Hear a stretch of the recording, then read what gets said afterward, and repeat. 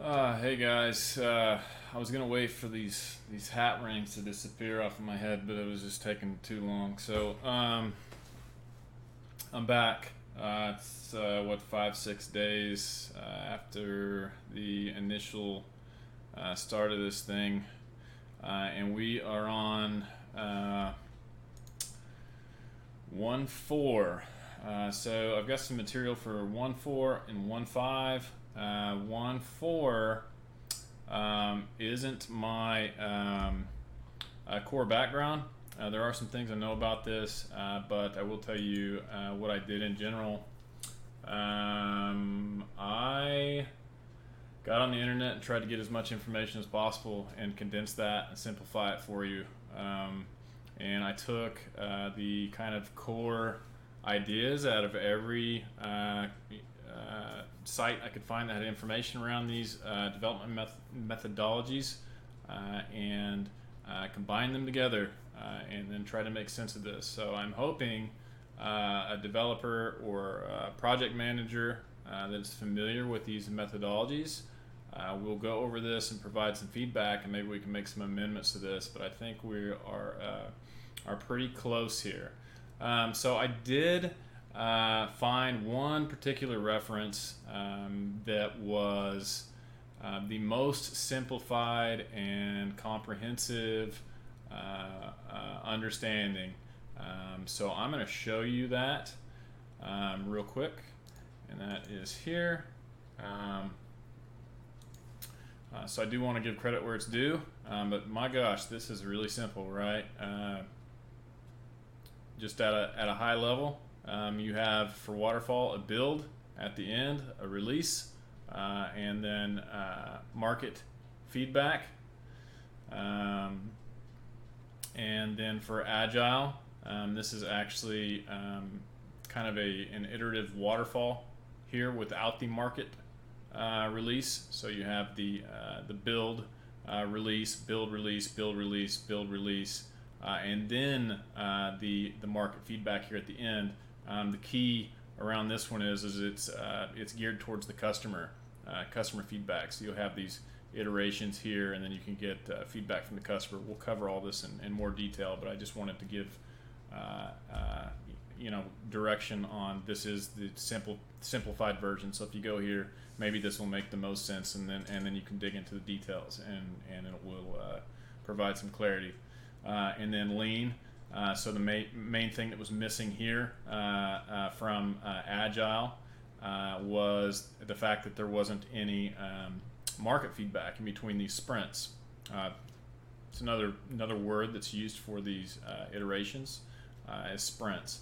So in lean, what they do is they have the sprint, they release, get customer feedback and market feedback, and several iterations over that. So anyways, I appreciate whoever put that together. Anyways, we will back up here and get back onto the content that I condensed, my condensed version of more details. So the first thing we'll cover is the waterfall development methodology. This is the core workflow which is used in all three of these methodologies, and so this is the one to get the key understanding of. The other two, once you get this, is really simple to understand. So they describe the requirements gathering, which if you've done network engineering or application development, I'm sure you've had to deal with this in almost every scenario. So this is the key, in my opinion, the key step in these processes. Guys, requirements gathering is the most crucial thing you could possibly do. You get this wrong, you're going to end up with something that doesn't meet the requirements, right? So next process is design. So at least in my world, design is a process where you get in a room with engineers, developers, architects, whoever provides value to that design process. and draw it out. Try to come up with a plan, document that plan, and try to come up with a plan to get to the end, right? And that's where we move into the implementation of that design plan, which I also kind of throw together with engineering. It's kind of the same thing, at least in my mind.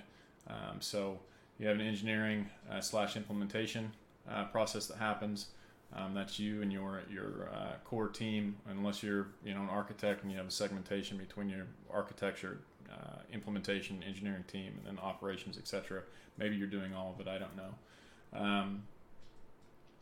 But you have an implementation team, and after that, you are doing testing, and after that, we release code to the market. Now, keep in mind this is Waterfall. And so this is just try to get a clear defined requirements gathering, and you go through this entire process. In the end, you hand over your product to the stakeholder, customer, and consumer. And that is all defined inside this project timeline. So one of the major benefits of this is whenever you get those requirements gathering, you start getting some timelines around each individual task.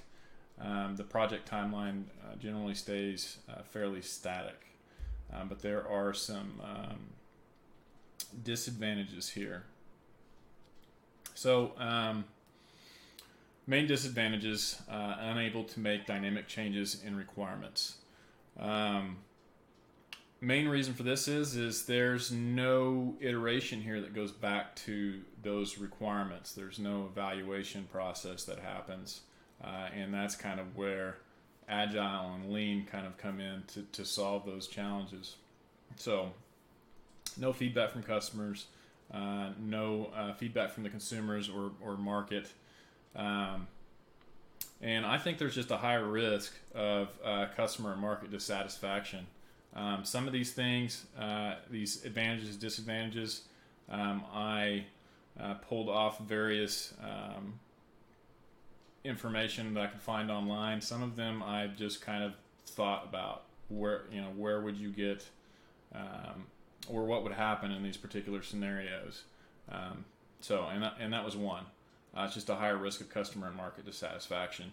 I just think that if you start out with requirements gathering, a lot of times there's gaps in what they think the client or customer needs to provide to the market. Sometimes you get the right information, sometimes you don't, and a lot of times, even if in the real world you start out this kind of waterfall process, you end up kind of iterating back anyways.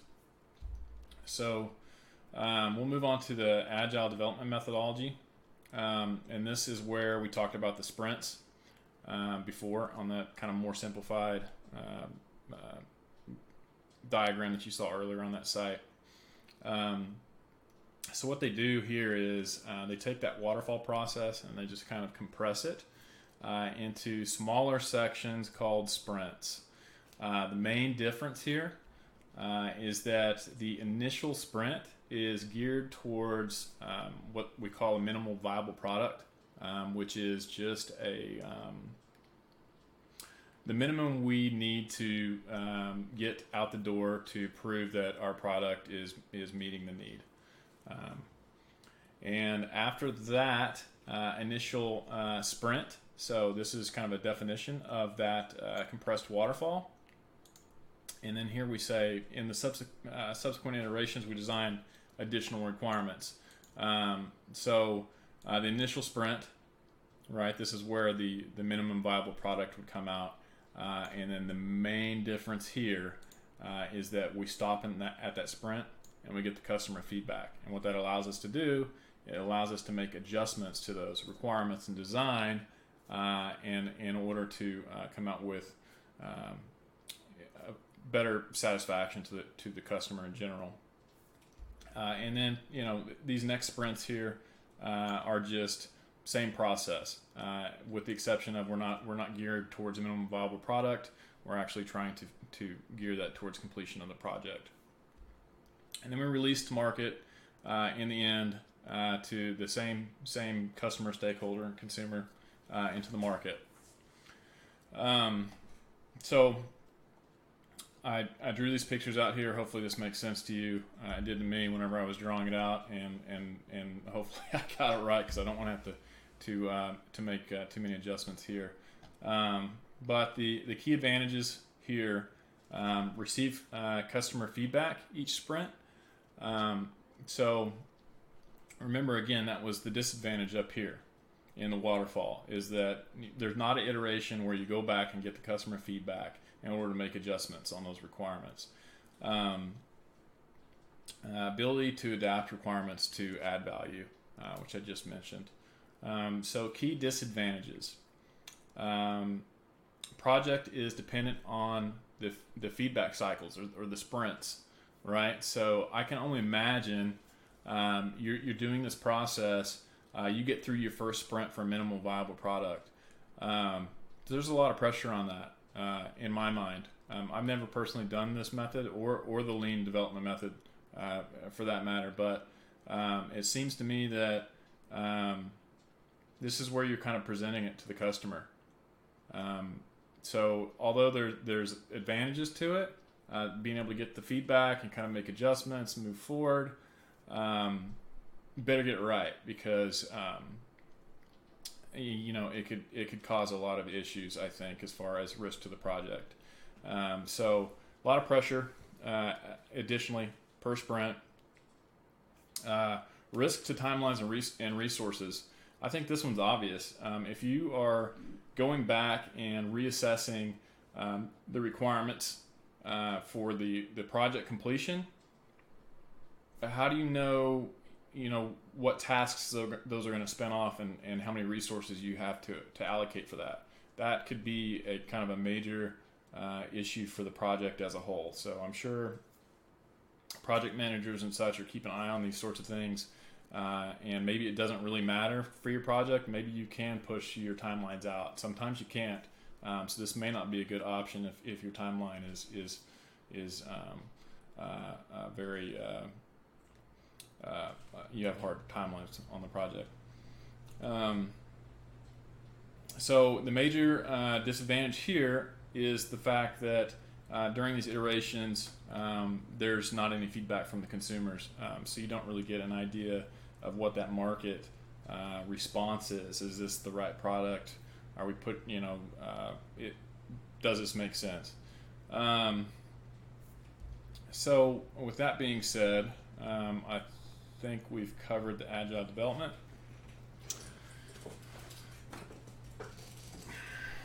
Let's lean development methodology. So this one kind of addresses some of the disadvantages to agile, and we mentioned this already, but really what this does is it adds that market feedback from the consumers to allow you to make adjustments. So it's the exact same thing as agile with those compressed kind of waterfall sprints, customer feedback and market feedback. Key advantages: receive market feedback each sprint, allows us to identify and eliminate waste from the product and processes. If we're including the consumer and the market in this process, there's going to be a lot of room there to figure out, do these particular functions make sense in the end? If they don't, maybe we don't have to pursue these. Let's go ahead and change direction and move over here towards this direction. So I think there's added value in the elimination of waste. There's a possibility that you get started, and this really allows kind of the stakeholder and the customer to make some real investment kind of decisions. Maybe in the contract, it doesn't say that you have to go all the way through release code. Obviously, there's always outs in some case, but maybe you get through the first or second sprint and they decide to back out. So it does seem to me that there are advantages, especially on the stakeholder and customer side. But there's also advantages on the development side, getting that feedback and be able to really produce something great. So we have the ability to adapt requirements to add the value. Disadvantages: pressure and we mentioned that on the one before, potential risk to timelines and resources, which these are just, I think, fairly obvious. And then what I did, I went down here and created a methodology matrix, just at a high level, to be able to kind of see what we already went over, and to think about what these different methodologies, how they compare against each other. Waterfall, right? I really felt like that the potential satisfaction risk was fairly high. That's going to really greatly depend on how well you gather your requirements, and agree upon what those requirements are. This was kind of the baseline, what I would consider for the timeline risk and the resource risk. I don't see any real potential here to add value or waste elimination. On Agile, we gain the ability to get customer feedback.